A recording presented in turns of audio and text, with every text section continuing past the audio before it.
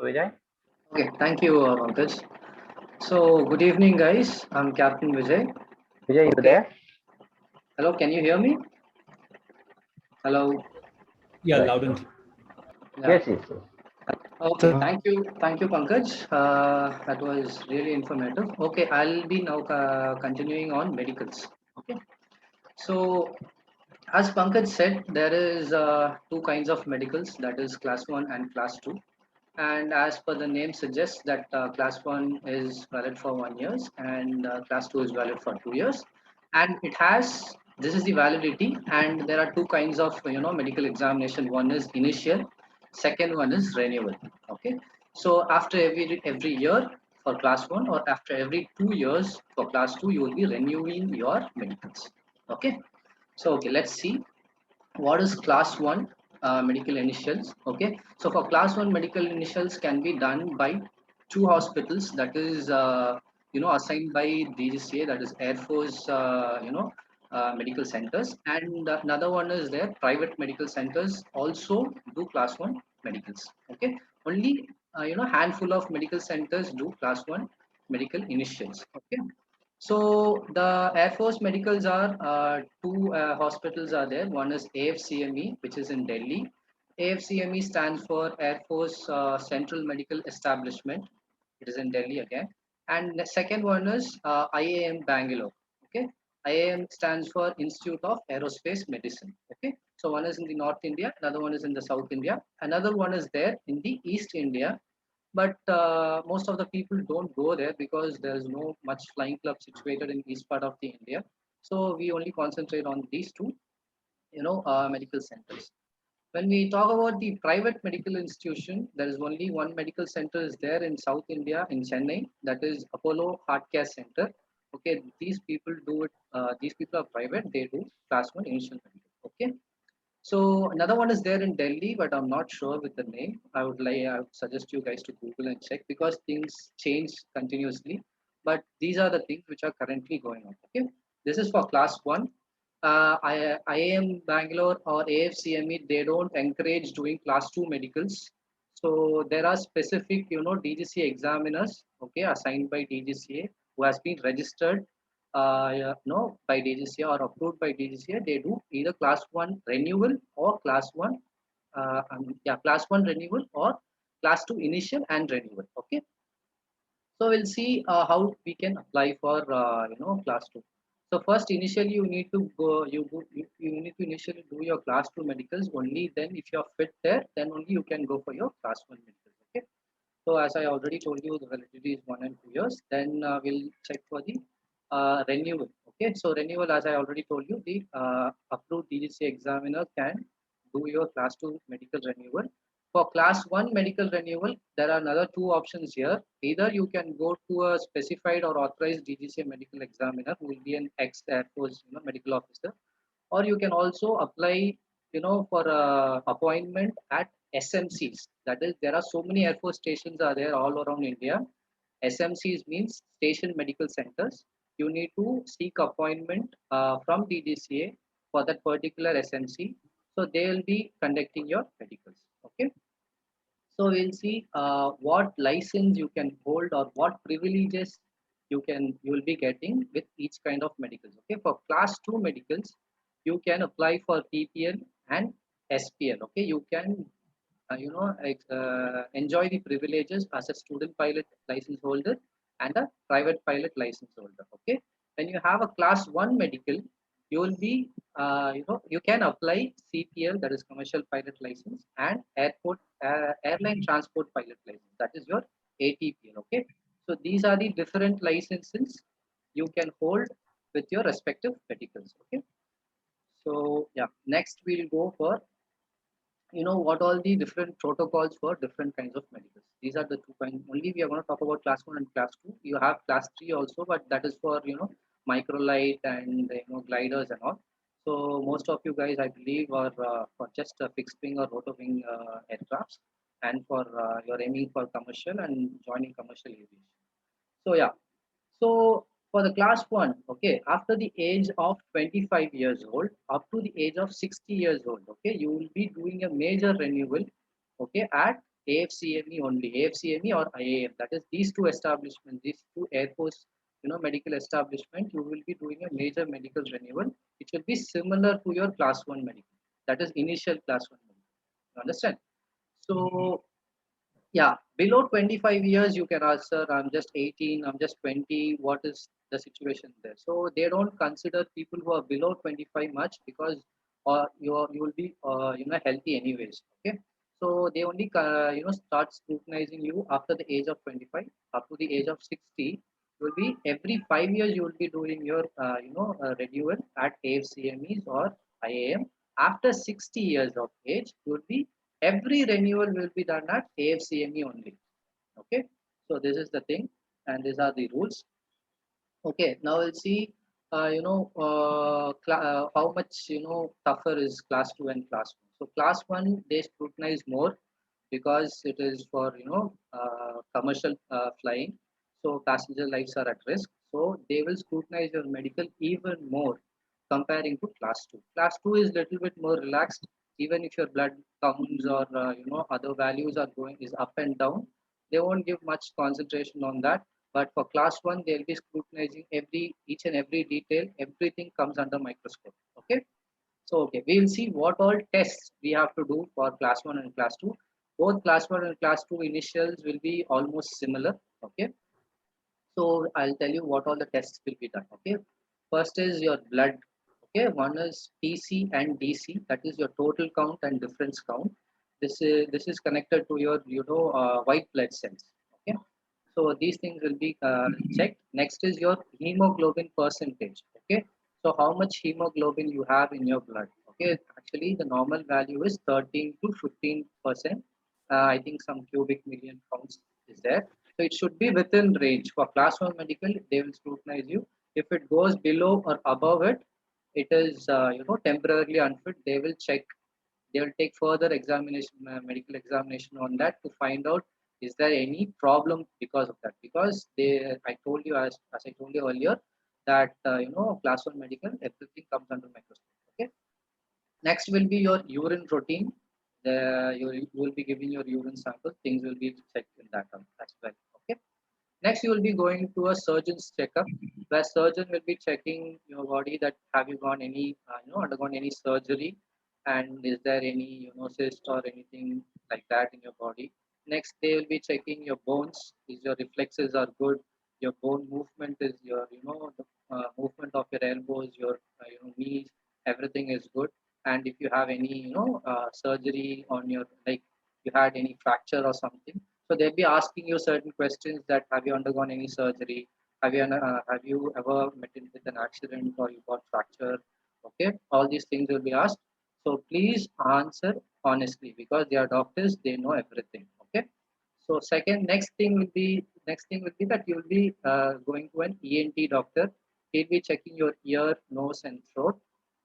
Okay, there is another problem here. Like most of us will be having, septum deviation. There will be a deviation in your nose bone. There will be a little bit, your nose bone will be offset. Okay, because of that, one of your nostrils you'll be, inhaling more air, and another part of the nostril you'll be having less air. So this is also a temporary unfitness. So they'll be suggesting you to go undergo a surgery. Okay, it's better you do it from a DGC approved doctor. So if he is giving you approval, means if he's signing your documents, so there won't be any questions, further questions done. Okay. So this is one.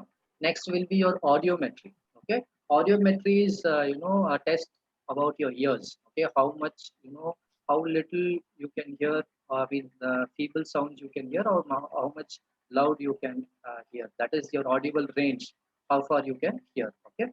So this also will be done like you will be kept in a taken to a soundproof room and they'll be playing different audios with different frequencies.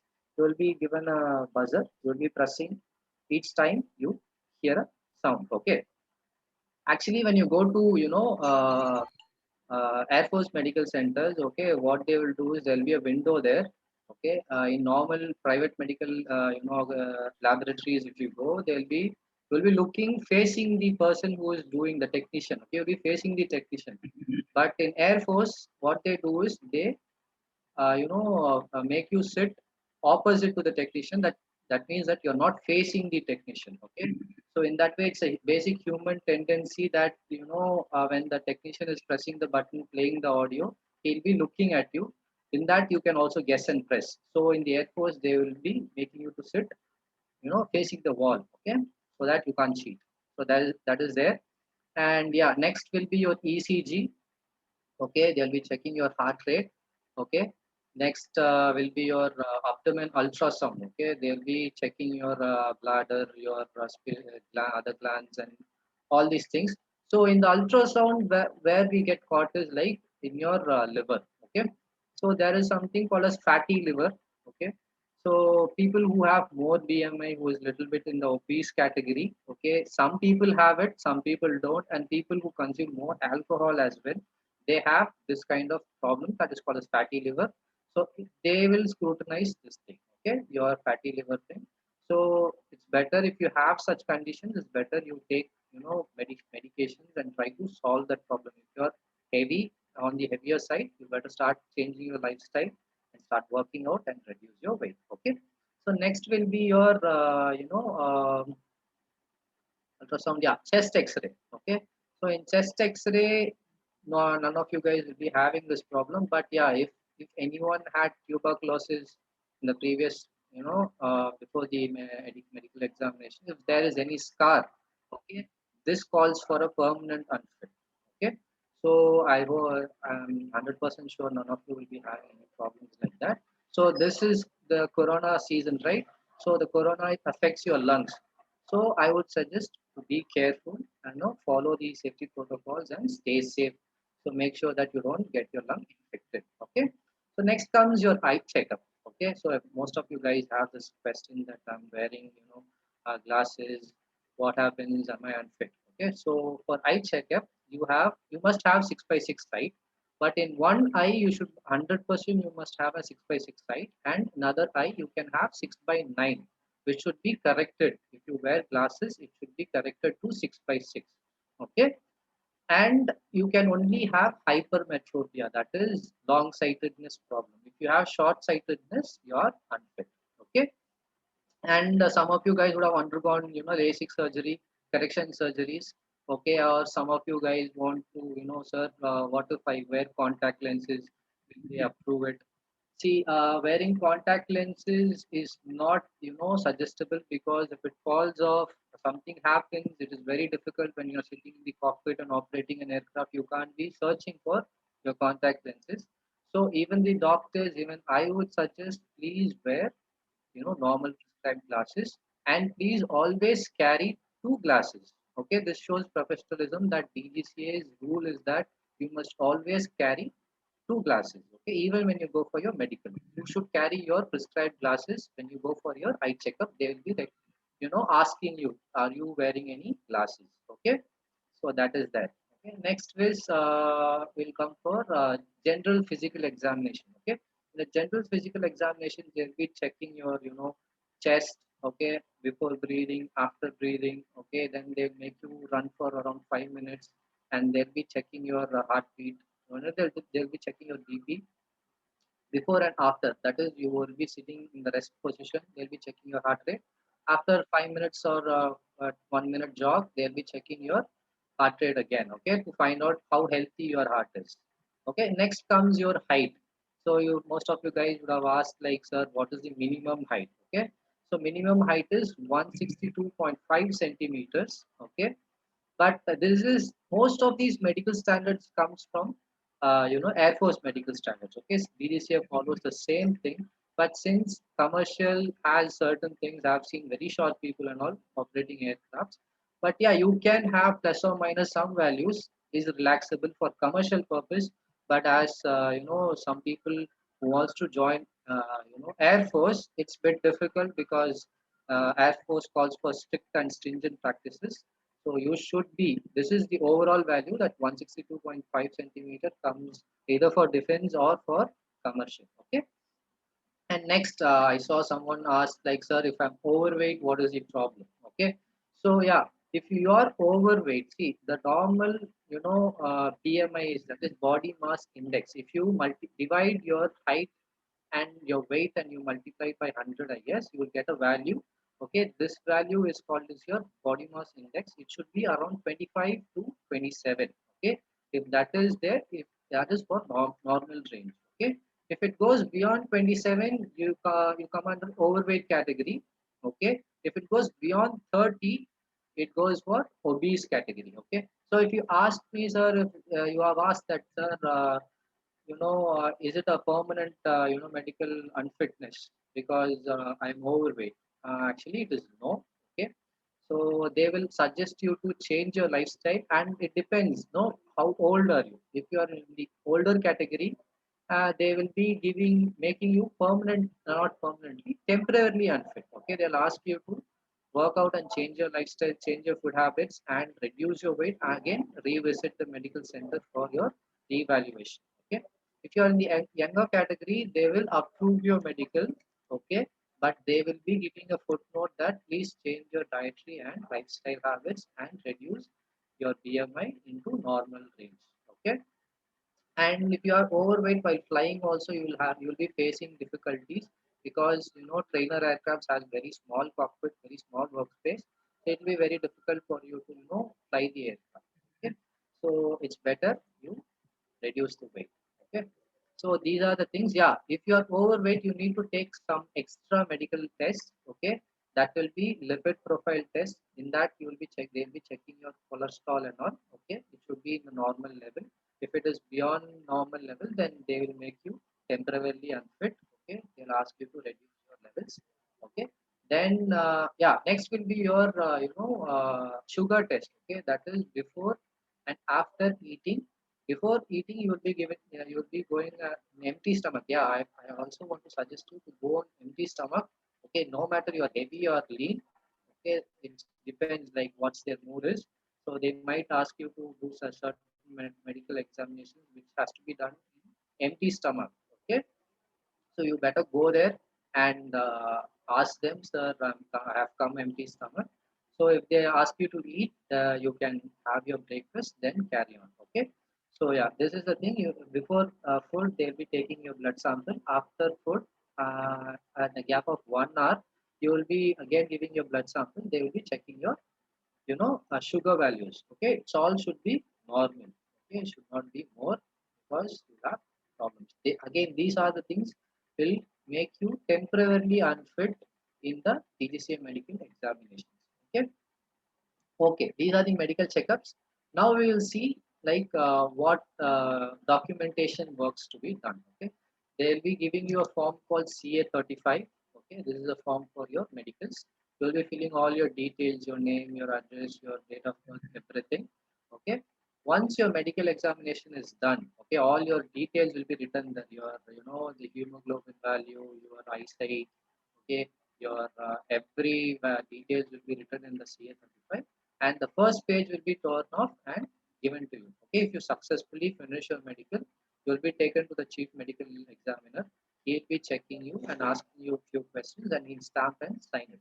Okay, another thing, once you receive any documentation, let it be your license, let it be your medicals, anything, please do sign the document.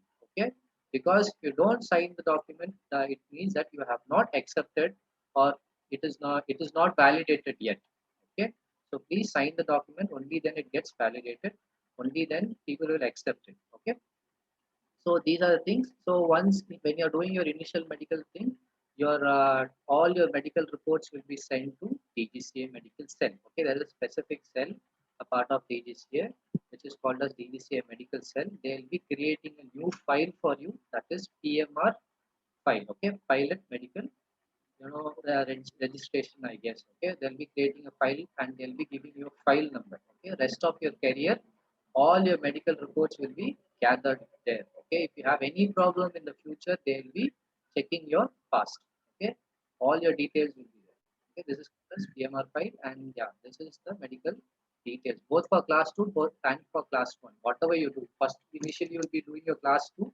So yeah, class 2 they'll be giving you PMR number, then later you can upgrade to class 1. Okay, so this is it.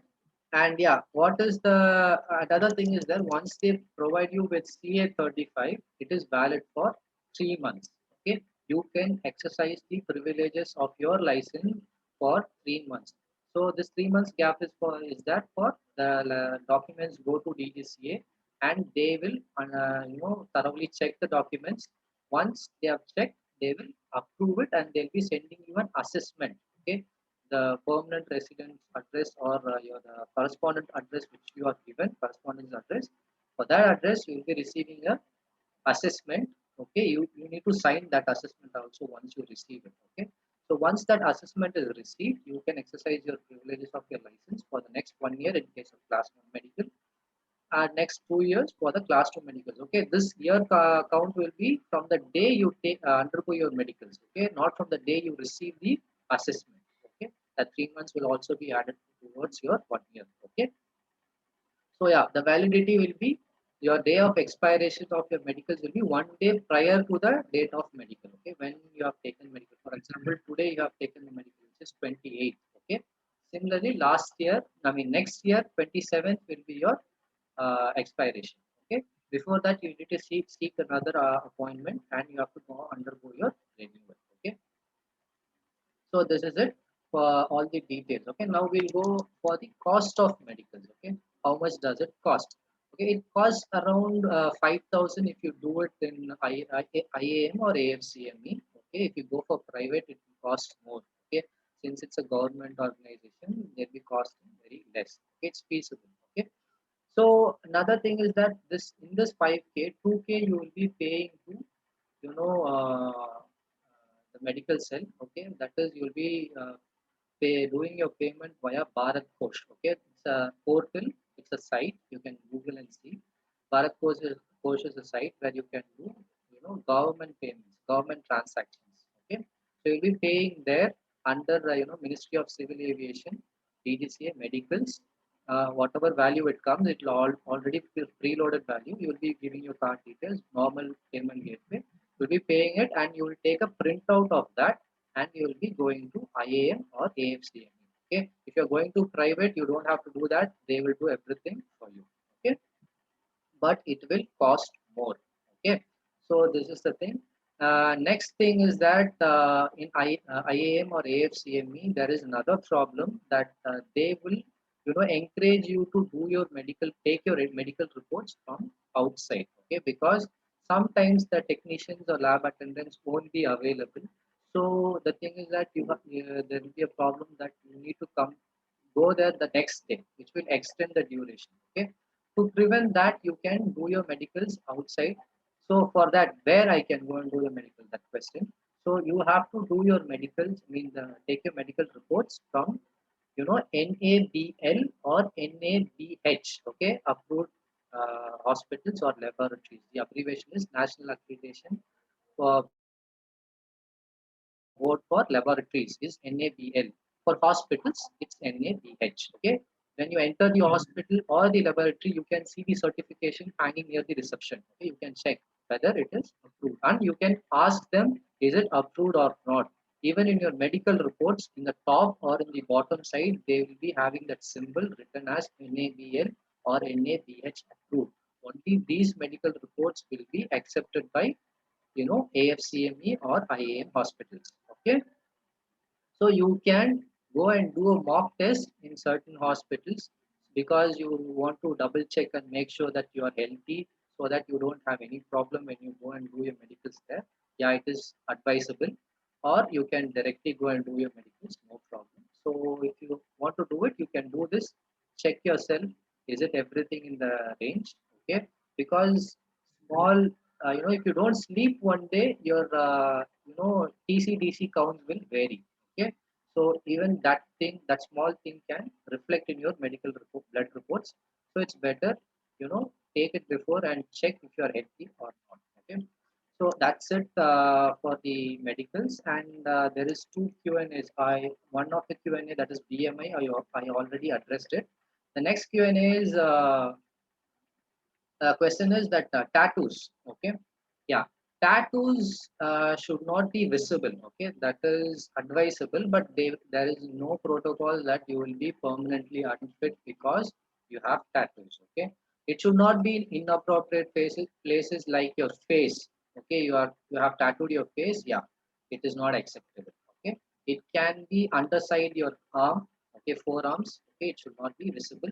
But when you go for an interview, okay, they will, take a person who is not tattooed, comparing to the person. If I say that there are two people, one person is tattooed, another one person has no tattoos in his body, both have same knowledge, same qualifications, the airline will select the person who is not having a tattoo. I'll tell you why. Because when you are traveling in the air, okay, your pilot is wearing a tattoo, okay.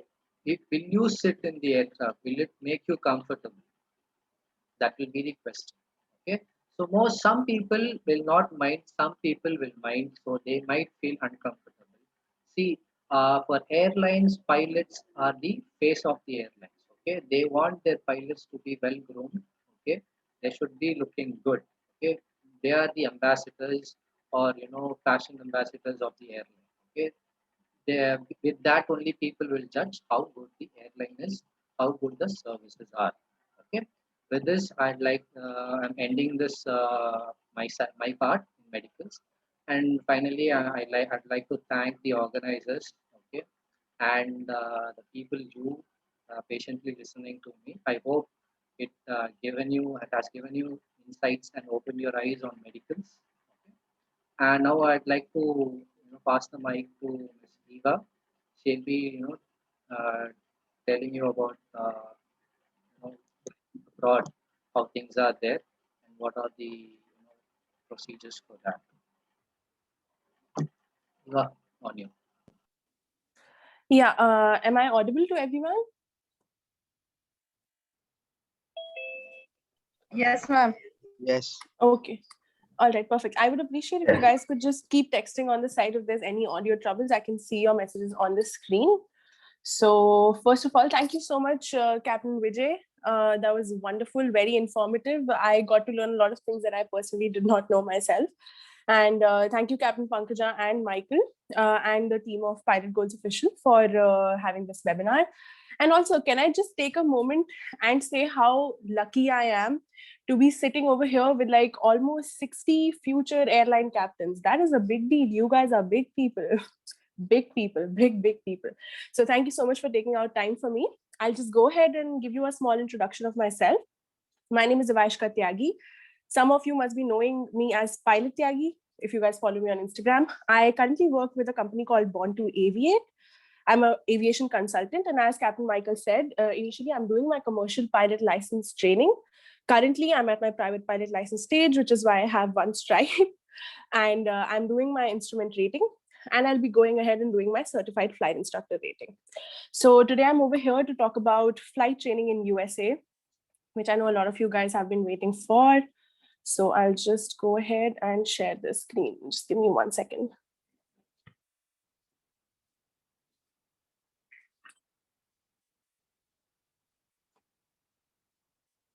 All right. I hope the screen is visible to everyone. Please drop a yes in the chat if it is. All right, perfect. And also, guys, I hope you guys are okay with Hindi and English both, because I'll be using both the languages.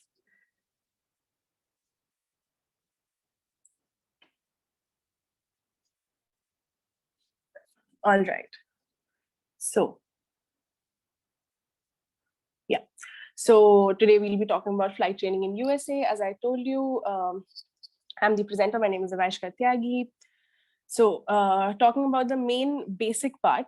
So there are three main steps, or you can basically say three main parts of flight training. First is private pilot license, in which you learn the basics of flight navigation and communication. Basically, you fly in VFR, whether it's just the beginning of your training, right? You do initial, I think in US, the requirement for private pilot license is like 40 hours. So you can get a good idea. It's basically solo jab milta hai and stuff like that. So after that, we are talking about instrument rating.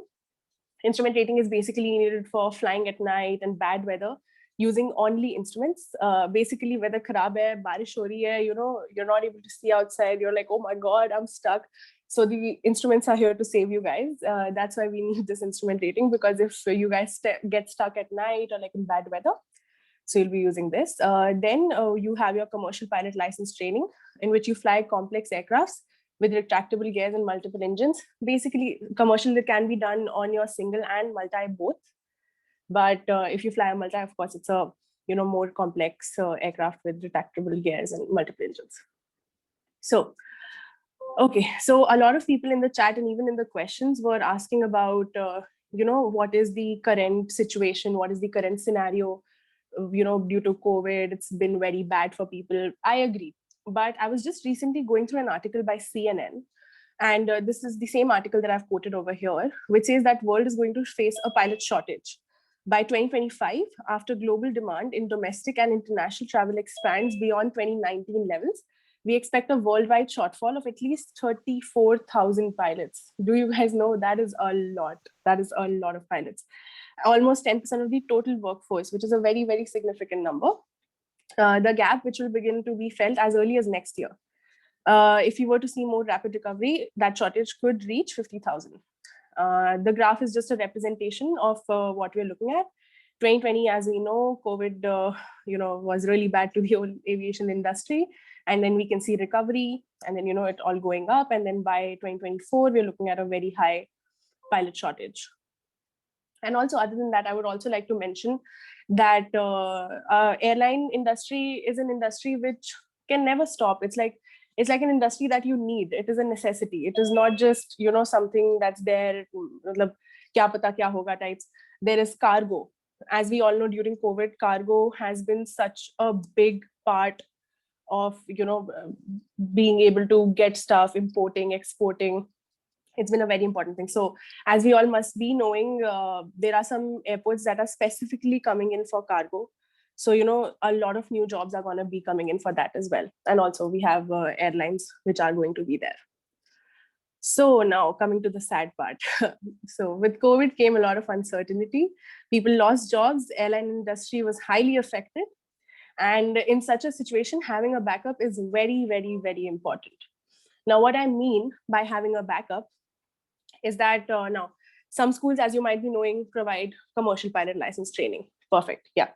But what we here are offering is that you get your commercial, and let's say you come back to your country after that, right? And there are no jobs available. Or while you're doing your commercial, you see the industry and, you know it, that, there are no jobs that are going to be available. Also, guys, please do not draw on this screen. I would really appreciate that. Yeah. So if there are no jobs available, then you can go back to the flying school and work with them, which according to me is a very, very, very big advantage. And that is also the course I am currently doing. So, I mean, I wouldn't tell you guys something that I personally wouldn't do. Now, I would also like to compare, two situations. So let's say I have a friend A and a friend B. 2020, both of them, A and B, finished their flight training, right? A finished his flight training from a flying school wherein they only provide commercial. B, however, was smarter and went to a flying school that offered him some sort of a backup, right? Who knew COVID is going to come? COVID came. It hit the industry. And then A was stuck. A's ratings were going, ratings were lapsing, licenses were, expiring, everything was going wrong. But B, on the other hand, as he was smarter and had a option of becoming an instructor with his flying school, went back to his school and started building hours, which saved him from all the money he would have had to spend, doing his license, getting his license, I'm not able to get the word, renewed. Yes, not able to, being able to get his license renewed. Every time it takes so much of money to get your licenses renewed, to get your ratings and renewed. So this guy, B, on the other hand, was, making hours, earning money, getting so much experience. With hours, he was even able to, be able to get jobs in countries like USA, Canada, New Zealand, Australia, because unlike India, this is something a lot of people don't know. Unlike India, countries like USA, Canada, even in some places in Europe and Australia, New Zealand, all of these places require you to have at least over 500 hours. USA requires you to have 1,500 hours. That is basically your ATPL. Canada, however, I think requires you to have at least 750 hours. So, with 200 hours, you are not able to apply to these different countries. Right. So B had all these options open for him. So COVID wasn't as bad. And looking at the situation right now, we all don't really know what's going to happen. And, we are looking at a good recovery. But in case that does not happen, according to me, having a backup is very, very, very important. All right. So that's why we're offering this course to you. And we're offering commercial pilot license plus instructor rating. Benefits of training with us. You can train with one of the best flying schools in USA. Now, this is a question I get asked a lot. Which is the best flying school? I mean, there is no list that says best flying school or worst flying school. If someone's telling you, they're probably self-proclaimed. It's like, who's the best pilot? I'm the best pilot. That's just not how it works. So it's one of the best schools. The results are very good. It's a very huge school. So, I mean, I would consider it as one of the best. Finish your commercial training within 10 to 12 months. Now, a lot of people ask me, they're like, ma'am, 10 to 12 months is so much. This other guy came to us and he told us 6 months. That's not how it works. 6 months is a ridiculously low time to finish your training. I mean, if you were the only student in your flying school, maybe you could do it. But, with having all these other people, a realistic timeline to look at is 10 to 12 months. But if you're a fast learner and, you're able to clear all your exams and you're able to, get everything done in one go, then you can also get it done within 8 to 10 months. But if I were you, I would take an approximate of 10 to 12 months. Right now, going down to option to pursue bachelor's degree / diploma while studying. So a lot of you guys must also be in 12th or just 12th pass out. So I know a lot of people want to even get a bachelor's degree or a diploma while they're studying outside. So our flying school has an option in which you can, do your bachelor's degree or your diploma at a lower cost than you would otherwise. So it's like it's like a program that is having, I mean, okay, I'd explain it to you better this way. In US, there's a credit system when it comes to doing your college degree, right? So there are certain number of credits associated with each and every topic you're studying, right? So as the school and the college have an agreement, the degree will cost you lesser and you'll get a lot of your credits from your flight training, which means the degree will be, shorter when it comes to time period, and it will be lesser amount of money for you. Free job assistance after training. So that is an offer that we have until April with Born to Aviate. If you guys join us for flight training or ground training up till April, then we are offering free job assistance, basically meaning that after you're done with your flight training with us, and you come back to India, get your conversion done, we'll help you find a job. Basically, let's say you have 250 hours, or let's say you have 1,000 hours, right? So we'll look at all the job postings that are currently available, all the legal, legit job postings that are available, right? And we'll let you know how to apply for it, which city is being held in, and, help you in filling out the form. And if needed, we'll also give you airline preparation. Right, because after you're done with your commercial, I think a lot of the panelists would agree with me. A lot of people will come to you and they'll tell you, "Bhai, 25 lakh de de, job laga denge, 15 lakh le de, job laga denge." That's just not how it works. Students are under so much pressure that they tend to, fall for it, and they tend to give money to such people. Right, so we are here to save you from that. Then top-notch maintenance of airplanes. I'll be talking about this later as well, but basically means our flight school has a maintenance hangar right on the campus. So that means your training will not be delayed because of maintenance issues, right? And all the airplanes are functioning properly. Free tutoring on campus. So this is a very, very, very good perk to have. There's always an instructor or a student available on the campus to teach you. Let's say you guys have a check ride the other day and you have some doubts. So you guys can go to the school, they'll teach you. Free tutoring, no one's going to charge you for it at any time, any day. Flight school located in Miami, Florida, one of the most beautiful and happening places in USA. I mean, I've lived there, so I can agree to that. And I can guarantee one of the most beautiful and happening places in entire USA. I'd say it's a very big party place also. So for all you people who are looking to have a good time, it is a very good place to train in. Studying one of the largest flying schools in entire Florida. So the flying school is one of the biggest flying schools in entire US. And currently they're giving out the maximum number of hours in entire Florida, right? And people ask me about the name of the flying school. I'll be giving that to you later on, so don't worry. Yeah, great flying weather. As we all know, Florida has suitable flying weather, very good as compared to places like Texas And Arizona, there are some wind issues, and Texas has storms and everything. Florida, however, does have one problem, that is the hurricanes, but that's just like a week in a year. So that is not that bad. I would consider it good flying weather. Just a second. Does anyone know how to get this thing erased from my screen? This red line that's coming on here.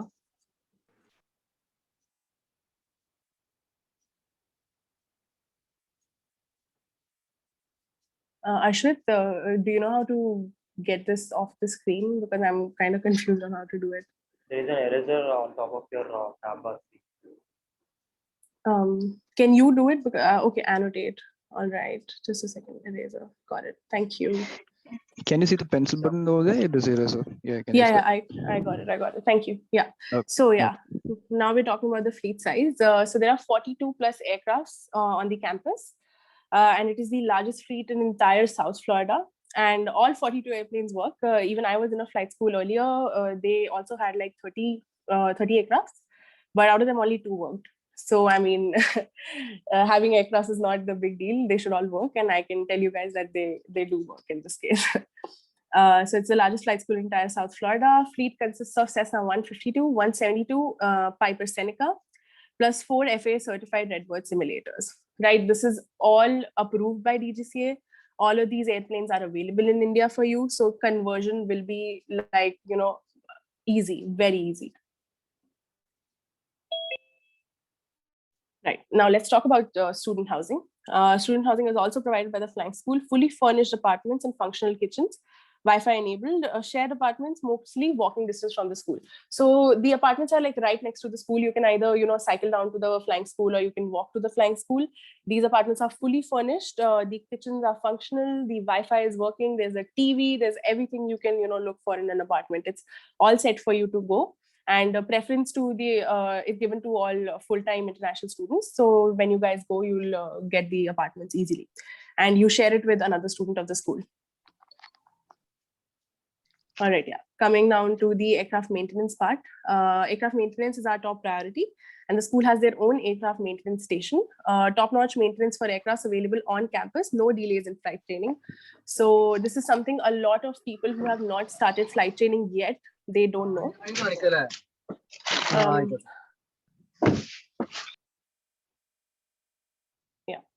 I'm so sorry for that, guys. Yeah.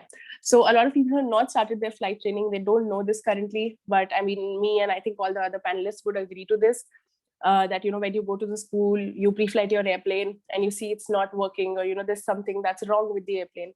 It's really annoying because, you're waking up at 7 a.m. in the morning and you're going for your flight and it's delaying your flight training for no reason. So, they have a repair station right on the campus. And before you guys even come to the flying school, the maintenance team already checks all the airplanes so that there are no problems. There are no issues in the airplanes. But if there is, then the maintenance is right there, which is a big, big, big advantage.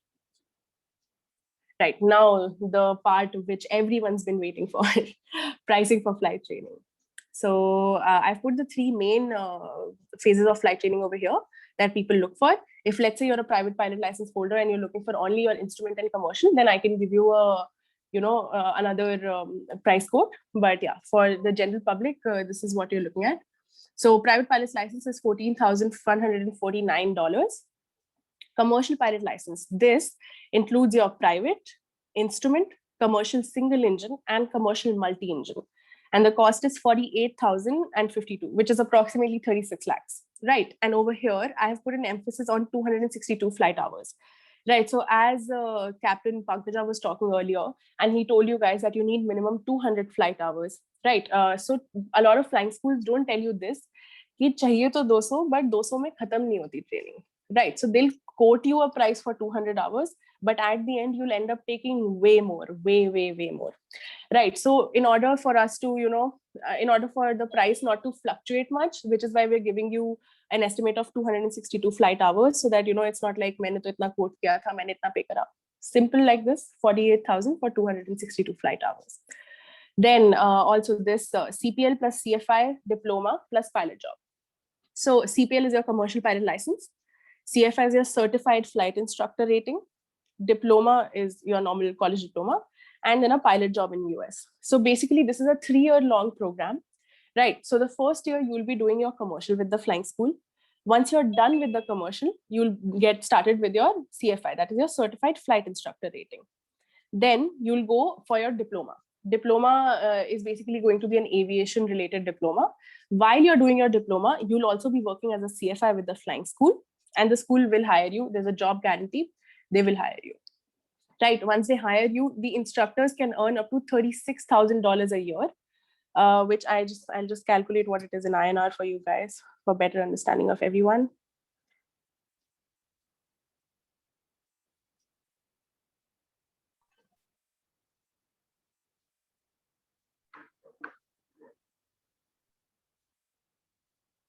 Yeah, so that's around 27 lakhs a year, right? So which is not bad for a starter job, and you're also studying and getting a diploma on the side, so pretty good.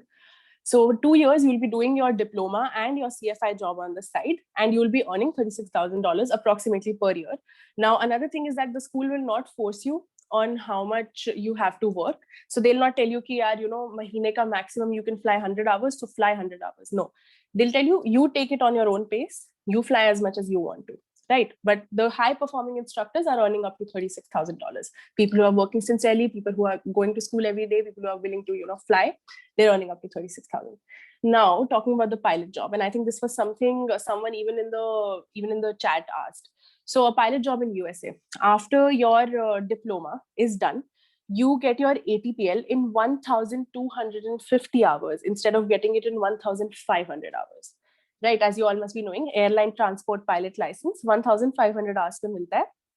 But in this case, as you have your diploma, your requirement for your ATPL, it decreases to 1,250 in USA. Now, once you're done with your diploma, and you have 1,250 hours, which I'm pretty sure you guys will have, you can apply for a pilot job in US. Basically, like a lot of people I know, a lot of my friends got selected in very smaller regional airlines. Right. And they've been working with them now for like a year. So you can, after your diploma and everything is done, you can apply for a pilot job in the US. The cost is $65,700. Now, as you're working for 2 years, earning around, let's say, even if you're earning $30,000 a year, you're still making the money back within 2 years, easily, very easily. So it doesn't look like a bad deal. And this is also the same course I'm doing. So, I mean, I would highly recommend. Now, talking about the enrollment requirements, you should be 18 years old. You should understand English language. By understanding, I mean, you should be able to, understand it, write it down, just basic understanding. They don't expect you to have really good English, but just normal understanding level ki honi chahiye. DGCA medical 1 or 2. Now, this is not a requirement, but we at Want to Aviate want you guys to have it. Because, we don't want, let's say you go for your flight training and then you go there and then, you find out, yeah, I'm not fit for flying. Then it's wastage of your money. So there's no point. So getting your DGCA medical 1 and 2 is very important. Next, you also need your high school diploma. High school diploma means nothing. It's basically 12th mark sheet. US mein they call it a diploma. Even I think in ISC and all, यहाँ पे diploma ही बोलते हैं इसको. But हमारे लिए CBSE वालों के लिए this is 12th pass, right? And for you to fly in US, there is no restriction of subjects. So let's say even if you have commerce or arts, they don't care. It doesn't matter. You can still apply in the flying school. All right, yeah, and that's about it. Thank you so much for tuning in for this webinar. You can reach us over here. I have put down the details, the contact number, the Instagram and the email address. And also I would like to answer some questions that I got earlier. Just give me 1 second. Yeah. So I got a question from Mohammed Ajaz. He asked, what is your opinion on being a CFI? Now, I myself, as I told you, I'm doing my CFI rating soon, once my commercial is done. So, I mean, I would suggest it. And other than that, what I think is that you will get more amount of experience. As I told you, with more experience, you can apply in different countries, right? You're not just stuck here, मैं सिर्फ India में apply कर सकता हूँ. You can apply in America, you can apply in Canada, you can apply in Australia, New Zealand. Canada especially is taking a lot of people in for the next 2 years up till 2023. They have a good, PR program going on. So it's a good place to look at. So the option will be open for you guys, right? More options, more experience. more number of flying hours, and easier to clear your interviews also because let's say, you're coming in for an interview. There's another guy sitting next to you. You're an instructor. This guy is a CPL holder. A guy with like 200 hours in front of you having over 1,000 hours. I mean, it's common sense. We all know who's going to get selected. So it's going to be very easy for you guys to, get your interviews done because everyone over here will have lesser amount of experience than you would. Right, now going on to the next question. This question was asked by Ronak. Ronak asked me, is cadet better or conventional? So I would like to point this out that everyone on the panel today, we are all conventional pilots. None of us did cadet. I'm currently doing my conventional training. In my humble opinion, conventional is better because it's comparatively cheaper, way cheaper. Like literally getting your cadet is like 3 times more the price. Plus it's very fast. I mean, you can get, in this case, you're in your conventional, you're getting a commercial between like what, 1 year, within 1 year, right? But if you go for your cadet, then it takes a little longer.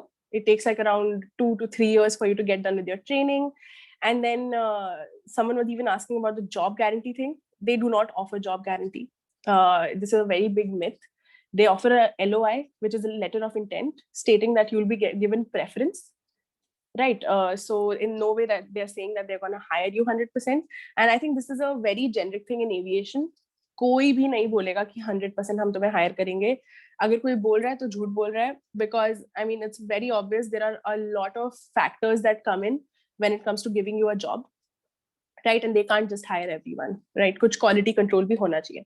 So even in cadet you just get a LOI, so which I think is not worth paying like 1.5 to 2 crores for, waiting for 5 years, not getting a job. I don't think it's worth it. And most of the students I know will go to cadet by taking a loan. And again, imagine if you take a loan and loan ke baad your payback period starts, but you still don't have a job. So that is going to be harder for you guys because you're dependent on the airline. If let's say, अब जैसे Jet Airways था, right? Jet Airways में you guys, वो मतलब training चल रहा था, एकदम से airline बंद हो गया. The cadets suffered so much, so much. And जिनका payback period start हो गया, where are they going to get the money from? Right? They thought they'll have a job by now, right? So बहुत uncertainty है. You can't go to other airlines because you've already signed with this one, right? So it's very uncertain, it's very slow. So in my humble opinion, I wouldn't go for it. I didn't go for it. So I wouldn't recommend something I personally wouldn't do. Then talking about this question from Lakshay. Lakshay said, how to avoid fraud schools?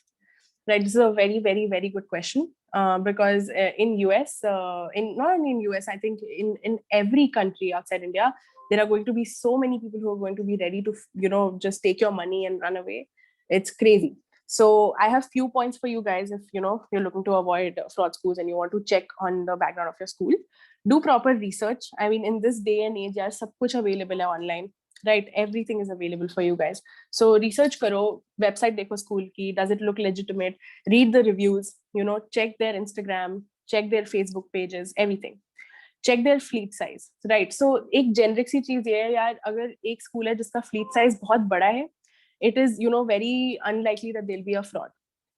Let's say if they have over 15 aircrafts, 20 aircrafts, then it's not going to be that itna easy for them to be a fraud flying school. Talk to the students. So reach out to students on Instagram, reach out to students. Otherwise, ask the school people to, connect you to students and talk to the students once. Ask them how it is. Ask them, tell them you want to come. Students are always honest about how the training is and how everything is. Right. Ask for a school tour. Yes, a school tour is very important. Before you go anywhere, ask them to put you on a Zoom call and show you the school. Never go anywhere without looking at where you're going. Right. For us, like if you want a tour of the flying school we are offering, we can send you a YouTube video. You can have a look at it. Even if you want a live tour, we can offer that as well. Not a problem. Then check the maintenance facilities. It is very, very important for you to go to a flying school where the maintenance is top notch, because guys, you never know how, मतलब यार ऐसा नहीं होना चाहिए ना 10 plane बताए थे चल रहा है एक उसके लिए 20 बच्चे लड़ रहे हैं. That used to happen. I've seen that happen. So, it's very, very, very bad. Then our requirement also. If a school is quoting only 200 hours, I mean, tell them, yaar, ki I know 200 घंटों में नहीं होगा.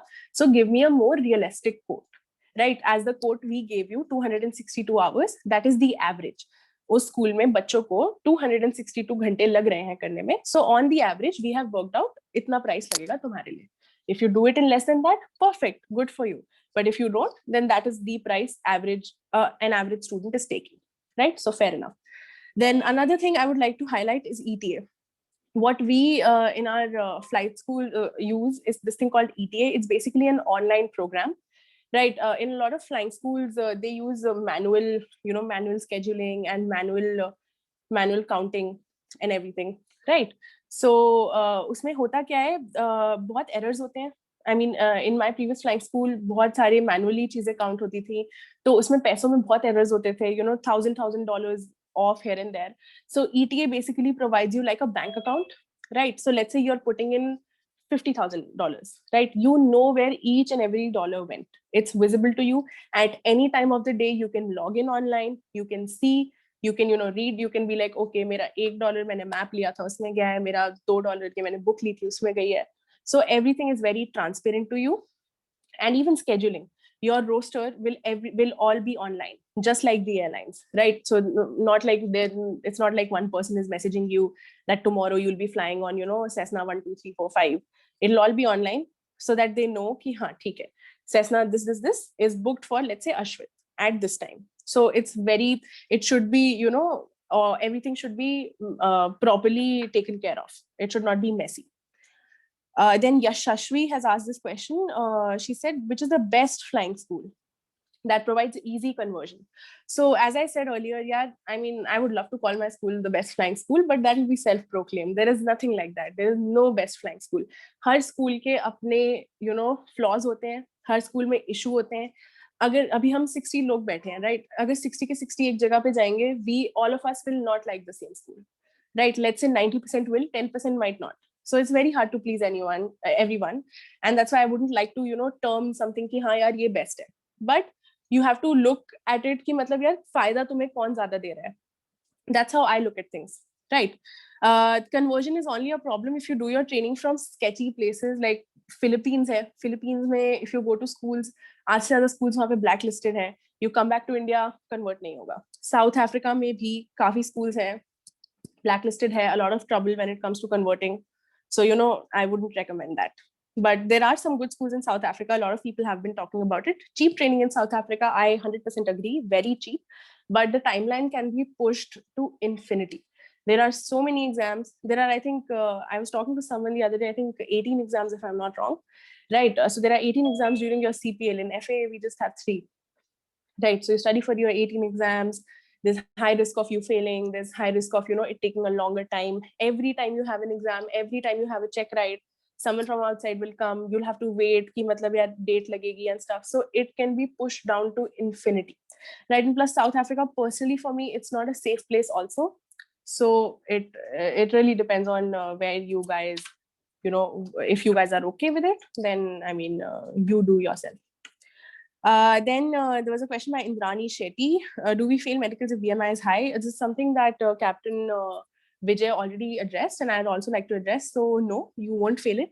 When I gave my medicals, I was 97 kgs, right? So I was not only overweight, I was actually obese, right? So you guys don't have to worry. I had to give some extra tests, but it was okay. After that, I passed my medicals with no problems, medical 1 and medical 2 both, and that too medical 1 from AFCME. So you guys don't have to worry. Then this girl called Homera has asked, why should I do my CPL abroad and not in India? So quickly, I'd like to say CPL is faster outside India. Schools are bigger. People are, training is very fast as compared to India. India may, you can look at about 2 years, 2.5 years to do your training, right? If you're looking at it generally. Kuch schools hain jo dheere, matlab tez karwa dete hain, I agree. But not every school and not for everyone, right? India में बहुत ये भी चलता है, मेरी approach है, मेरे घर में, मेरे पापा, मेरे चाचा विधायक हैं, ये वो. So in US, there is nothing like that, right? You come, you're all treated as equal. All of your training is equally, equal priority दी जाती है सबको. It's not like ये ऐसा है तो इसकी तेज करा देंगे, ये वैसा है तो इसकी धीरे करा देंगे. So that's a very big thing for me personally. These are all these points are according to myself. there's better quality in US. In India, I mean, I'm sure you guys would have noticed the training is so restricted. It's like, हाथ नहीं लगाने देंगे planes पे, तुम उड़ा रहे होगे एकदम से, they'll take it, कि they'll not, bad weather, they'll not let you go. A lot of problems. So I wouldn't suggest, when you go for an airline interview, you want to be confident in your skills, you want to know what you're doing, you want to be like, yes, I got this. But if someone is constantly taking controls from you, if someone is constantly bugging you, it's like your dad teaching you how to drive. My dad taught me how to drive, right? So I mean, it was really hard for me, and I still haven't learned how to drive properly, but I can fly an airplane because my instructor was really friendly, and he never hit me. In India, they hit you a lot of times. Not every school, in a lot of schools. They'll hit you, they'll scream at you, which is, I have never come across this. I have never come across this in US. And as I said, better maintenance. In India, there are so many crashes of trainer airplanes every other day. I mean, it's shocking to see, and half of them are, pushed under the rug. So that is very annoying. If it happens outside India, they take accountability for it. They work on it, right? So which in India, I don't see it happening. Currently, I wouldn't suggest India.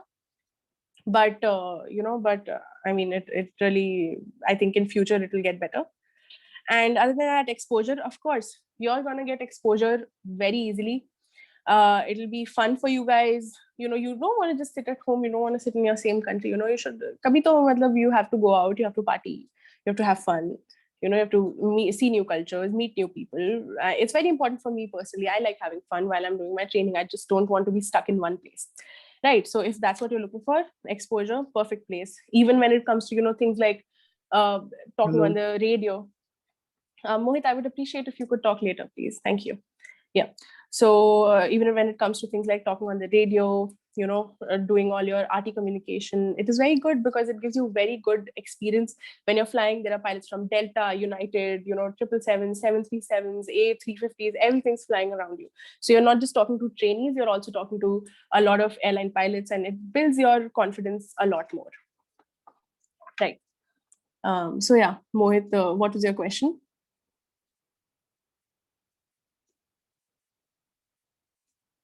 Was this guy going to ask something? All right, anyway. My friend Bella has got slapped by her instructor. I mean, I don't know about Kenya. I've never heard of anyone training in Kenya, so I wouldn't say anything. Underweight, I don't think that should be a problem. I think some extra tests again. Then other than that, it doesn't happen in 200 hours because, see, when you're outside India, तो एक यार अपने requirements है country के and एक वहाँ के requirements है, right? When you're doing their license training, let's say यार मतलब you gave your private exam, right? You gave your private exam, but नहीं clear हुआ, you failed your check, right? Then the school will take you, they will make you do some extra training, right? They'll make you, fly a little more, 10 hours more. Let's say solo. Something I personally had a problem with was solo. My landings were horrible. I mean, now it's better. So yeah, my landings were horrible. And to work on that, my instructor made me fly 10 hours extra just for that. So I mean, my fault, I agree, but no one tells you about it when you go. Koi bolta nahi ki yaar, haan, aisa ho sakta hai. So that's what I was emphasizing upon, that, we do tell you ki, haan, it is a possibility.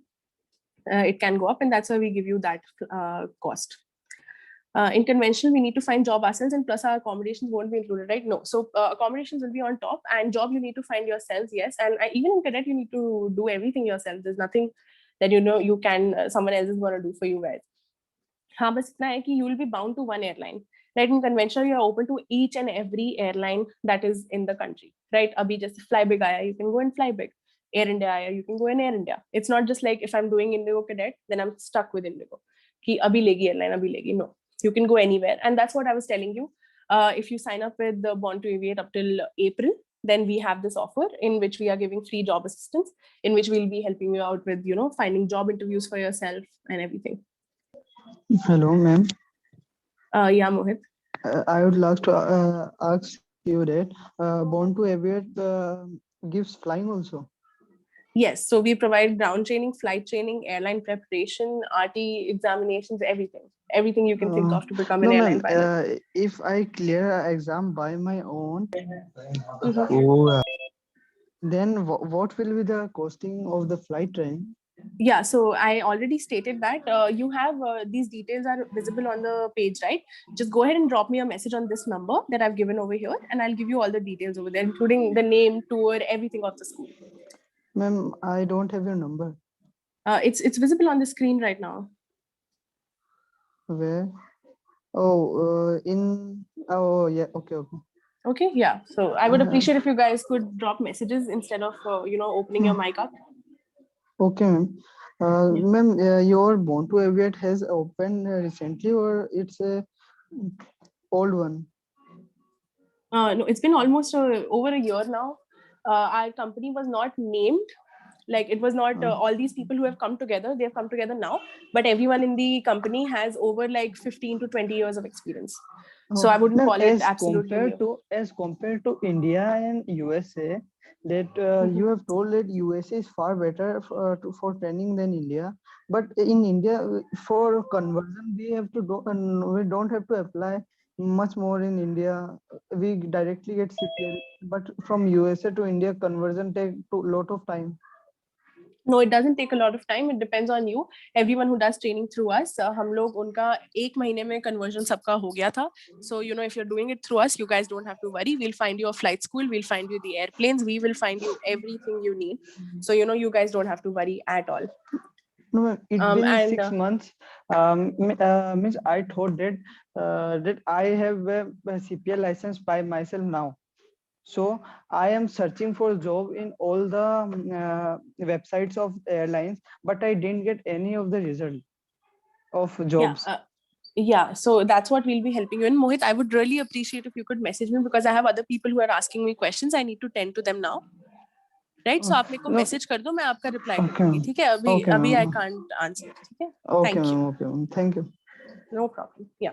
So Cheryl has asked, are we eligible for joining abroad airlines after doing pilot training in India, or their exams have to do conversion? So you have to do a conversion everywhere.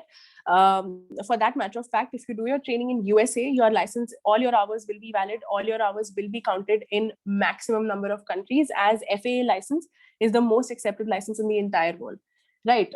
And with that, even if in USA, if you do your training in US, you can get a job. Yes. But बहुत visa problems होती हैं. So usually the country you do your training in, वहीं पे job लेना is better. Right. But everywhere you go, there'll be a separate conversion. If you, let's say, you're doing your FA CPL, then you'll have to shift to EASA or GCA or wherever, whichever one you're doing.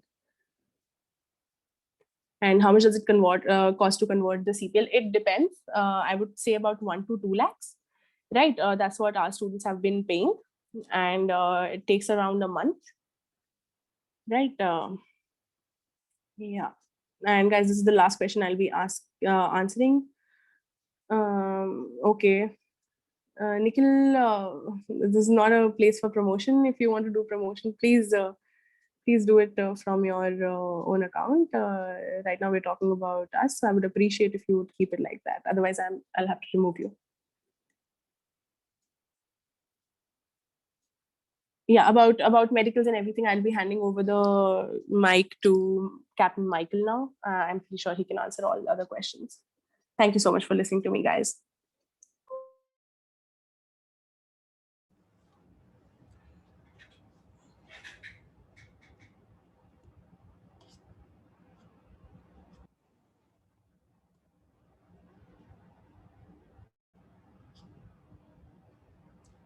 Yeah, well, can you stop that screen sharing right now so that you come in front?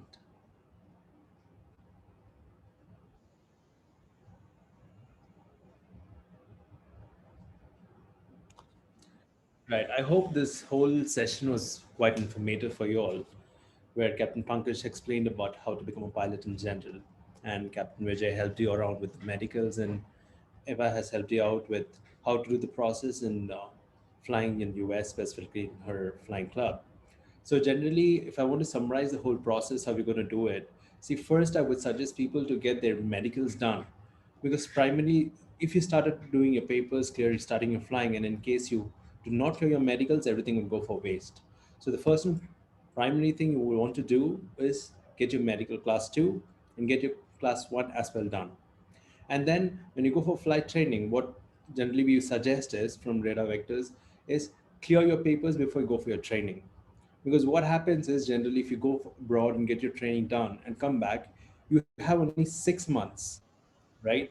After that, you'll have to do your recency if you do not clear your papers. But in case if you clear your papers and go, you have about 36 months in time where you'll be able to complete your training as well as get your papers converted as soon as you come back. And after that, you want to get your RTR done as well. So when it comes to RTR, there are two ways. See, one thing when you're doing it in the US, you'll have to come back and do your in RTR. There are two parts. It's part one and part two. So if you already done it in US, it's not part of the Commonwealth country. So any other, like for example, you've done your training in Europe or anywhere, it's known as a Commonwealth country. You can directly convert your RTR over here, which will be valid for a certain period of time. But in case you do it somewhere else, you'll have to clear your part one and part two, and then you get a lifetime RTR. That's a separate exam you'll have to do. And apart from that, the training, it's up to you guys to decide where you want to do it. If you want to do it in India, US, anywhere in the world, it's up to you guys. And then once it's done, when you come back, you can join our radar vectors where we'll guide you through for clearing the papers and conversion as well. Say before going, you want to clear the DGCA exams, you can join us where we'll be taking care of you all. We'll be taking 2 hours a day class and we have 5 times a week. And say you've done your training there, you come back and we help you out even with the conversion papers as well. And then say you already converted and you're looking for jobs, right? At that time also we help you with the airline prep as well. And then after that, if you want support in getting your paper submitted in DGCA, getting it converted. Back then, it used to be just paperwork you had to submit, but now it's becoming all digitized. So you have something called as EGCA. So in case you guys need any help with that as well, we'll be supporting. And like Eva said, they'll be supporting even with the job search as well. So I hope everything was informative for you all. If any questions you have, don't feel free to contact us. We will be picking, I believe you already have our email ID. You have a group. Just send us the questions across. We will be sending you our phone numbers as well. Feel free to contact with any doubts you have, right? And once again, I want to thank Captain Pankaj, Captain Vijay, and Eva for your time and very informative information that you passed across. Because I hope it's been a long seminar. We'll close. Yes, guys, I would really ask you guys to just drop your contact details in the chat so that these people can just get it from there. Right? Yeah, perfect. That'll be great. And thank you so much, everyone, for attending. I mean, I feel very happy that you guys were here and listening to all of us. And especially me, I hope I was entertaining as well. And I hope you guys didn't sleep off while I was talking. So all the best, guys. Take care and fly high and happy landings to all. Happy landings. See you later. So yeah, thank you guys for listening and spending your valuable time. It was a wonderful opportunity for me to interact with young minds. And yeah, please work hard. There is no substitute for that. And do your research before you join it.